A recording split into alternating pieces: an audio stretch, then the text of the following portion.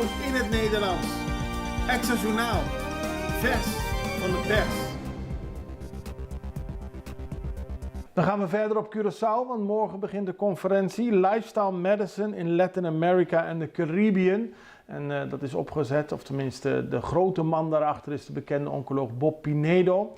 Die legt uit in het interview wat de achterliggende gedachte van deze conferentie is. Er komen heel veel mensen uit het buitenland, mensen die heel kundig zijn op het gebied van preventie. Zeg maar de toppers op hun vakgebied. En de achterliggende gedachte is om meer aandacht te geven aan preventie van ziekten, maar ook hoe je dat kunt bewerkstelligen in een land als Curaçao. Interessant, zegt Pinedo, en ook heel goed voor de bevolking zelf. Kijk naar de uitleg van oncoloog Bob Pinedo. We hebben ons hele leven, ik ben nu 50 jaar oncoloog. En mijn hele leven heb ik mensen met ziektes behandeld. En vaak helaas in de oncologie zie je de mensen overlijden aan uitzaaiingen. En daarom heb ik op Curaçao 15 jaar geleden de Fondation Prevention opgezet.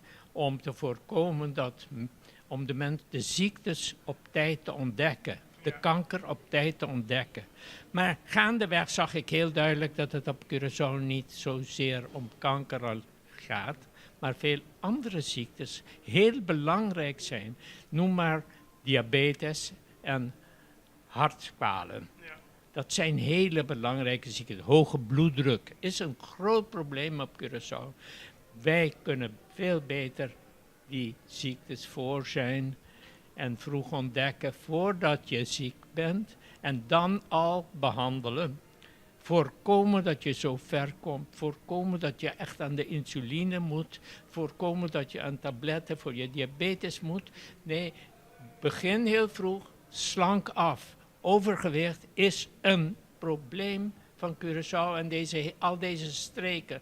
En om de nadruk daarop te leggen, heb ik het initiatief genomen om dit congres over preventie van ziektes op te zetten. En daartoe heb ik dus 45 buitenlanders uitgenodigd. En die komen, en die zijn er, om hier met elkaar te praten. Het is geen heel grote conferentie. Het gaat meer op een summit lijken waar de discussie centraal staat. Waar je veel met contact met elkaar hebt om te discussiëren hoe kan je het probleem het beste aanpakken. Hoe kan je de bevolking overtuigen dat we af moeten van dat overgewicht. Ja. Dat ons ziek maakt uiteindelijk. Hij geeft aan dat er veel interesse is op Curaçao. Veel huisartsen hebben aangegeven te willen komen, ook omdat ze punten hiervoor krijgen.